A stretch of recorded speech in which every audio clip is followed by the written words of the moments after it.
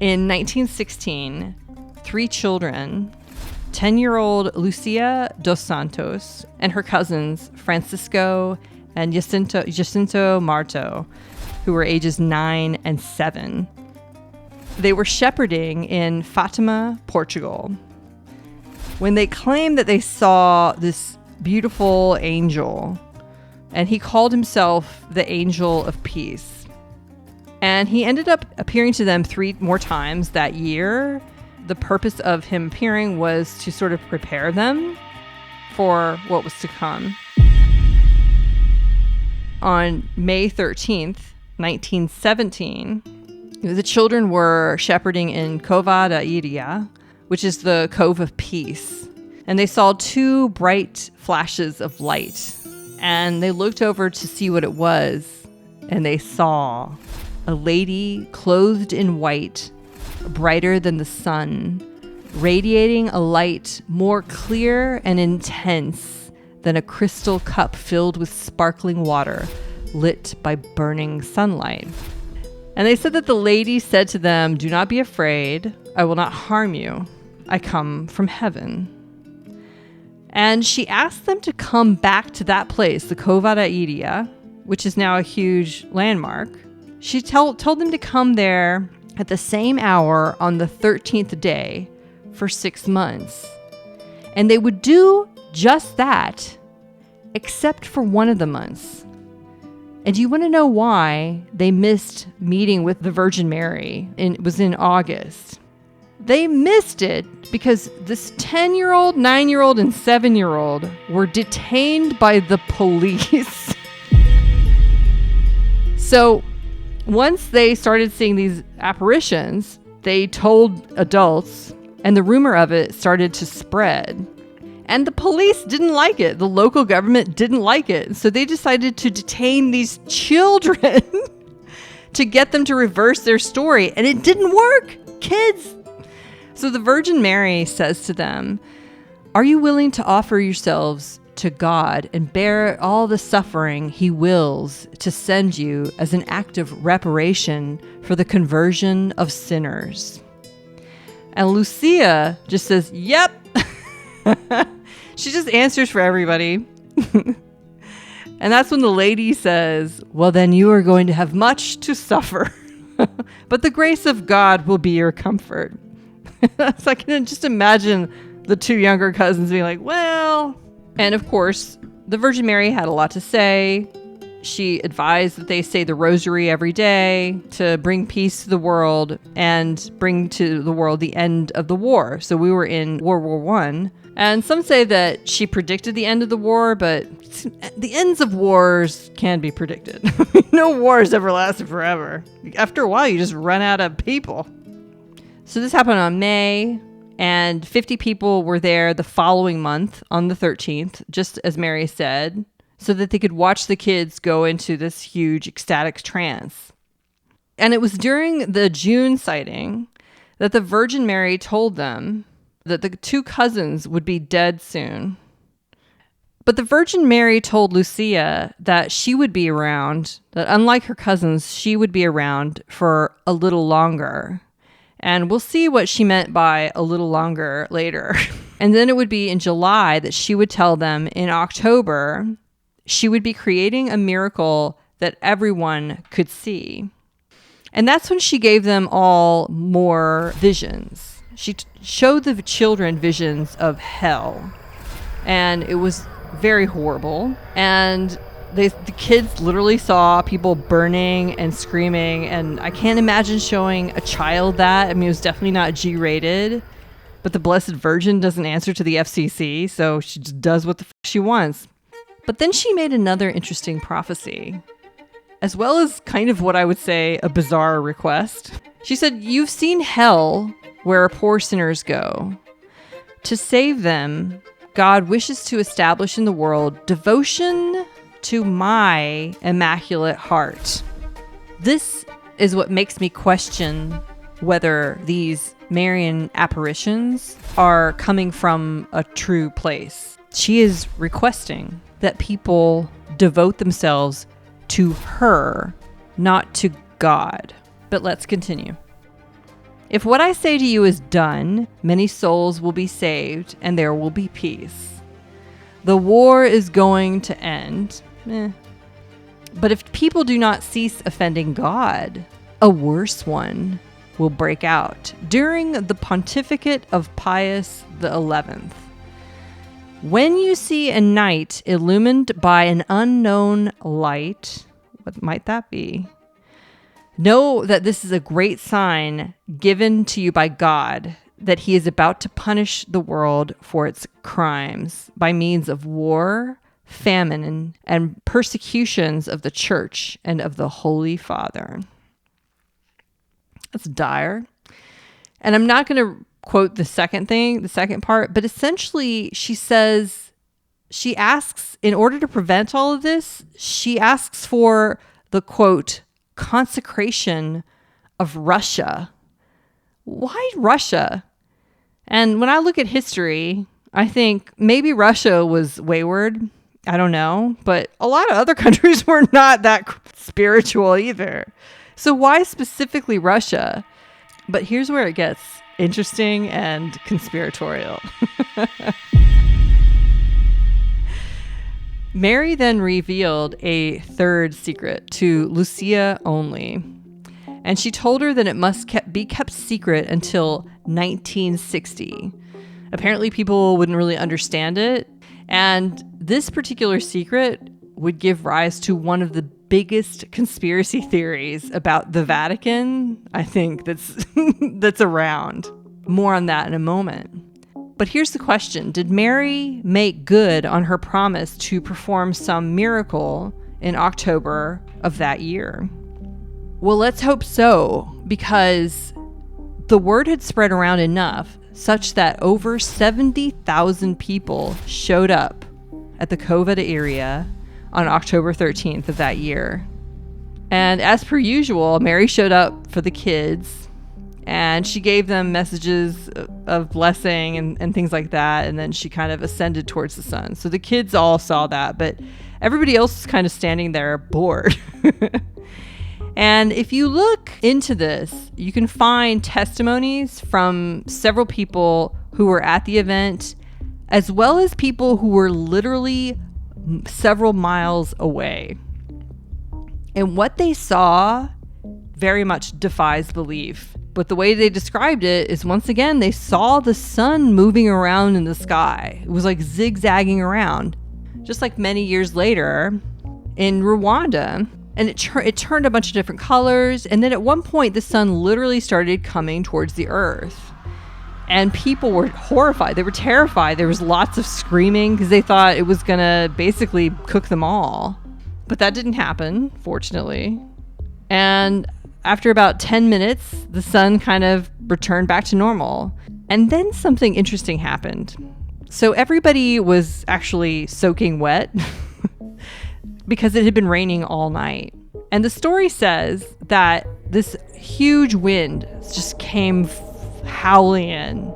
And it blew so hard that all of their clothes, they were all wet, that they all were just basically completely dry by the end of it. That's very interesting. And a lot of physical cures were reported.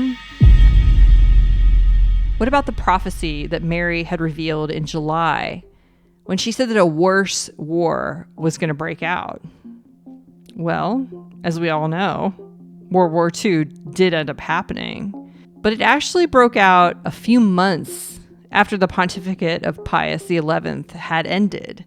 But just before Pius XI died, on January the 25th, 1938, a strange light filled the skies of Northern Europe. It was described as a particularly brilliant display of the aurora borealis. But Sister Lucia realized it was the unknown light spoken of by Mary during the July 13th apparition. And remember that Mary told the children, that Francisco and his sister Jacinta would end up dying? Well, that was true, unfortunately. They would end up succumbing to complications from the pandemic of 1918. So, I mean, if these kids were lying about the whole thing, then that is some serious commitment to a con job. Can you imagine these kids sitting around plotting and deciding, you know what would really convince everybody this is true? Is if we died young. So I've talked about a lot of prophecies, but I've left out the most interesting one. There was a third prophecy given to Lucia that was supposed to be revealed in 1960. And Lucia actually went on to become a nun. Again, that's some serious commitment to a con job that you started when you were 10 years old. In 1944, so she was just going to keep it to herself until 1960, but she got really, really sick in 1944, and a priest actually ordered her to write it down because he was worried she'd die before she could share it. But just writing it down was a challenge for her because it was so disturbing to her. But she did.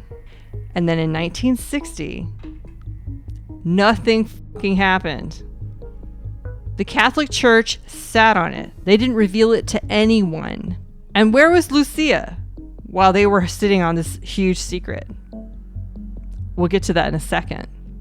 But the secret wouldn't actually be revealed until the year 2000.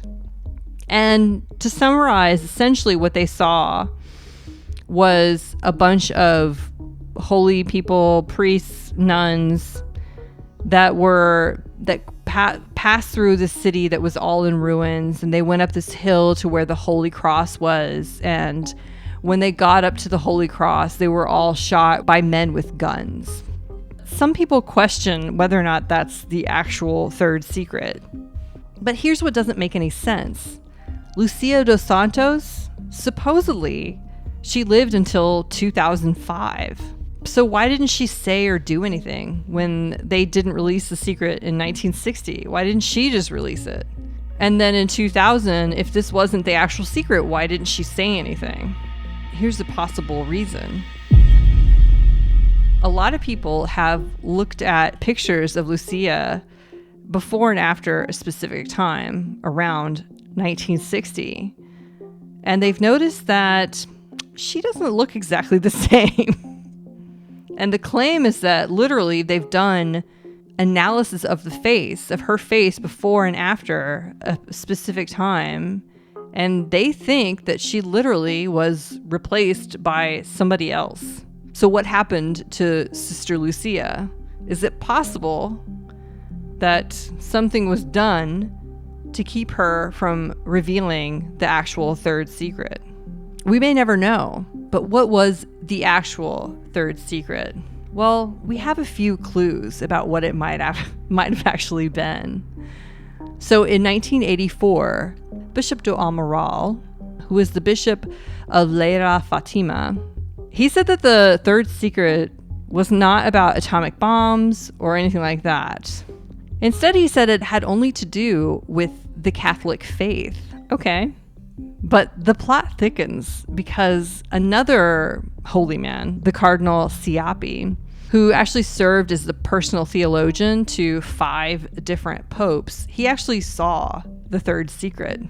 And he said, and I quote, "In the third secret, it is foretold, among other things, that the great apostasy in the church will begin at the top." It doesn't take a lot for me to believe that. Apostasy means abandonment or renunciation of a religious or political belief. He said it would begin at the top. Another father, Father Gamor Adapor, when he saw what was provided, he said the part of the secret that predicted the fall of the Catholic Church was totally removed. He said that the main component of the original secret, which he had viewed, was, and I quote, prediction that there would be mainly an unbelievable, total doctrinal and moral spiritual collapse of the establishment Catholic Church. And he said, this is something that Vatican officials are not going to admit. But lastly, Cardinal Silvio Odi pointed out a secret that was, I believe, hiding in plain sight. So the third secret was meant to be revealed in 1960. So what else was happening in 1960? Well, Pope John the 23rd That was around the time that he was planning to convene the Second Ecumenical Vatican Council. And why did he want to convene this? Because he felt that the church needed some updating, and he wanted to sort of better connect with the people in a more increasingly secularized world. That's his claim. So he was essentially planning a revamp of the Catholic Church right around the time that there was going to be a secret coming out that huge problems might exist within the upper management, so to speak, of the Catholic Church. So it wouldn't surprise me if he saw this secret as kind of getting in the way of his plans for a huge Catholic revival. Let's get back to Chris Bledsoe and the lady and the prophecies that she revealed to him about the times that we're in now. So during their first encounter in 2011, I mentioned that she revealed some stuff to him that he couldn't really understand at the time, but he knew that it would come out at a later date and time. And what would end up happening is that he was invited to a MUFON conference that was in Asheville. And he was invited to basically share the same story that a lot of people had already heard, which is about the whole Cape Fear River incident. But he gets up on stage and he's kind of just feeling a little uncomfortable. And when I read this in the book, it was a little vague. But when I looked at this online, it sounds a lot like he literally just spontaneously went into a trance channel. And what did he say? He said, "There will be a 6.8 magnitude earthquake on September the 23rd, 2012 in Baja, California. And in the fall, the New York elections will be disrupted." And it would so happen that in the wake of Hurricane Sandy, a lot of election polls, were closed because everything was flooded. So that turned out to be true. But what about the earthquake prediction? So I looked this up, and it looks like it did not line up that perfectly.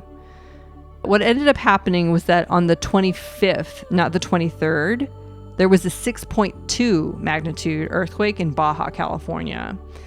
Now, 6.2 is a pretty significant earthquake, and they don't happen every day. So if you look up earthquakes, they happen all the time, but they're low level and not that big of a deal. But 6.2 is high enough. So I'm still chalking this up as a pretty prescient prediction, if not perfect. But the lady wasn't done giving prophecies. So the following year, in 2012, the same thing happened, where on the evening, he would meet with the lady again. Here's what she told him during their meeting. She said, "When the red star of Regulus aligns just before dawn in the gaze of the Sphinx, a new knowledge shall come into the world." And Chris would actually end up deciphering when this would be.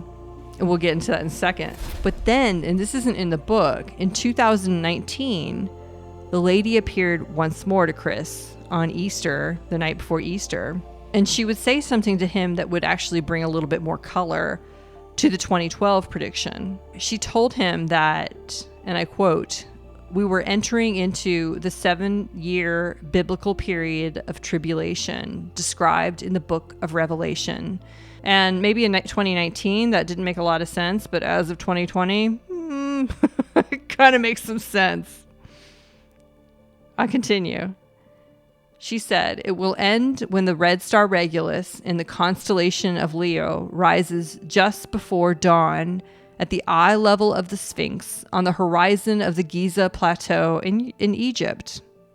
And interestingly, and partially coincidentally, there's a couple of other seers, psychics that I follow, Elizabeth April and Lee Harris. And both of them, I'm pretty sure independently of one another, were told by their guides or their angels or whatever, or demons, we still don't know. These could be negative entities speaking and telling us 9 truths to feed us 1 lie. So take this with a grain of salt. But they were told that essentially a 7-year period would start, but in 2017, not 2019. So we kind of already are over with that, if that's true. But what about the Red Star Regulus prophecy? So when is that? And it so turns out that he was able to talk to some astrology experts and determine that essentially the planetary alignments that will need to be in place, that will apparently happen on Easter of 2026. Easter once again. And with that, I leave you to ponder.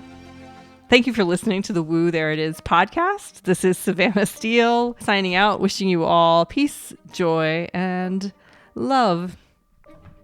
Bye.